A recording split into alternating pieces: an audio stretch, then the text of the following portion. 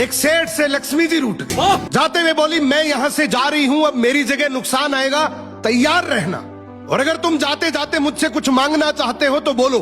सेठ बहुत समझदार था, बड़ी विनम्रता से बोला, माता नुकसान आ रहा है तो आने दीजिए, बस मुझे आप एक वरदान दीजिए कि मेरे परिवार में हमेशा सुख शांति बनी रहे। लक्ष्मी जी मुस्कुराई, तथास्तु कहा और वहां से चली गई। अब उस सेठ की 4 बहुएं थी। कुछ दिनों बाद सबसे छोटी बहू खिचड़ी बना रही थी। उसने खिचड़ी में नमक डाला और अपने काम में व्यस्त हो गई।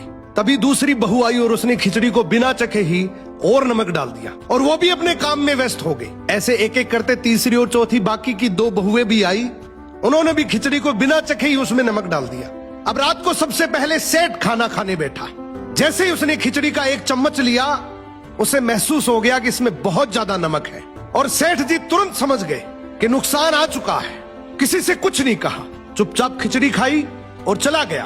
अब सेठ के बाद खाना खाने की बारी आई सबसे बड़े बेटे की। बेटे ने खिचड़ी का 1 निवाला लिया।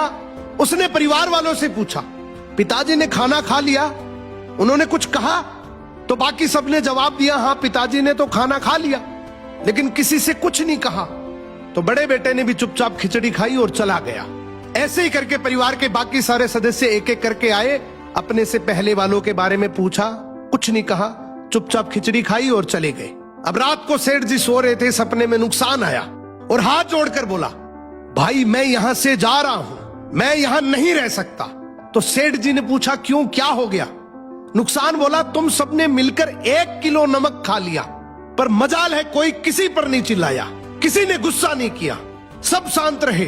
अब जिस परिवार में इतनी सुख शांति हो, आपस में इतना प्यार हो, वहां पर मैं नहीं रह सकता।